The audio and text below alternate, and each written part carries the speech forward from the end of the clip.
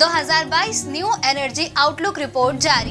2022 नई ऊर्जा outlook report वैश्विक स्वच्छ ऊर्जा अनुसंधान प्रदाता ब्लूमबर्ग NEF द्वारा जारी की गई थी। इस रिपोर्ट में 67% आश्वासन के साथ 2050 तक ग्लोबल वार्मिंग को प्री इंडस्ट्रियल लेवल से 1.77 डिग्री सेल्सियस तक सीमित करने वाले नेट जीरो परिदृश्य या रास्तों का विश्लेषण किया गया है। क्या है रिपोर्ट के मुख्य निष्कर्ष? विकासशील देशों, विशेष रूप से भारत से ग्रीन हाउस गैस उत्सर्जन में 2030 के अंत तक वृद्धि जारी रहने की उम्मीद है। इन देशों में 2030 की शुरुआत में ही उत्सर्जन में कमी आएगी।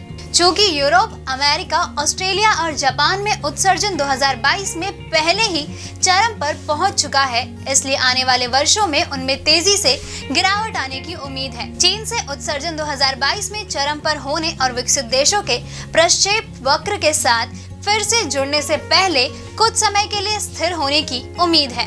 वैश्विक तापमान वृद्धि को 1.5 डिग्री सेल्सियस तक सीमित करना आसानी से हासिल नहीं किया जा सकता है। यदि सक्रिय कार्यवाही की जाए तो वैश्विक तापमान वृद्धि को 1.77 डिग्री सेल्सियस तक बनाए रखना संभव है। हालांकि 2050 तक शुद्ध शून्य लक्ष्य हासिल करने के लिए स्वच्छ ऊर्जा क्षेत्र में निवेश जीवाश्म ईंधन की तुलना में 3 गुना अधिक होना चाहिए।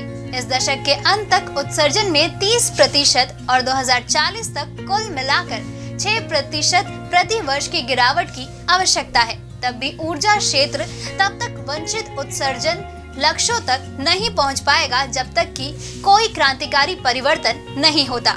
यदि निम्न कार्बन अर्थव्यवस्था में परिवर्तन के लिए कोई नई नीतियां लागू नहीं की जाती तो उत्सर्जन औसतन 0.9% प्रति वर्ष की दर से होगा। यह इस शताब्दी के अंत तक 2.6 डिग्री सेल्सियस तापमान वृद्धि के अनुरूप है। बिजली उत्पादन के स्रोतों की जीवाश्म ईंधन से नवीकरणीय ऊर्जा में स्थानांतरण करने से कार्बन उत्सर्जन में 50% की कमी सुनिश्चित की जा सकती है।